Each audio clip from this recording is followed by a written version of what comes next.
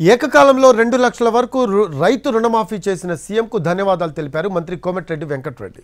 గతంలో ఎప్పుడూ ఏ ప్రభుత్వమూ ఇలాంటి నిర్ణయం తీసుకోలేదన్నారు ఆయన. నల్గొండ జిల్లా పరిషత్ సర్వసభ్య సమావేశానికి హాజరైన కోమటిరెడ్డి రైతులకు సంబంధించి ఏ విషయంలోనూ ప్రభుత్వం రాజీ పడకూడదని స్పష్టం చేశారు ఆయన. రుణమాఫీ గతంలో ఎప్పుడు కూడా ఒకసారి జరగలేదు.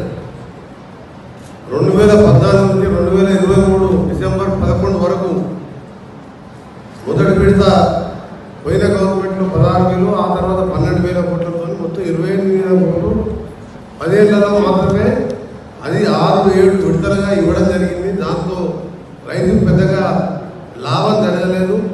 ఒక సాహసోపేతమైన నిర్ణయం తీసుకొని రైతులను ఒకసారి అప్పులకెళ్ళి బయటపడాలి, ప్రైవేట్ విద్యలు ఉండొద్దనే ఉద్దేశంతో పోయిన మేలో ప్రకటించిన విధంగా చెప్పిన మాట కట్టుబడి ఆగస్టు 15 పెట్టుకున్నా కానీ ఆగస్టు 10 కావచ్చు, ఆగస్టు 5 కావచ్చు తప్పకుండా రుణమాఫీ చేయబోతున్నామని రైతులందరూ కూడా శుభాకాంక్షలు తెలియజేస్తూ మా ముఖ్యమంత్రి గారికి కూడా మీ అందరి తరఫున రైతుల పక్షాన బహుశా దేశంలో ఏ రాష్ట్రంలో చేయలే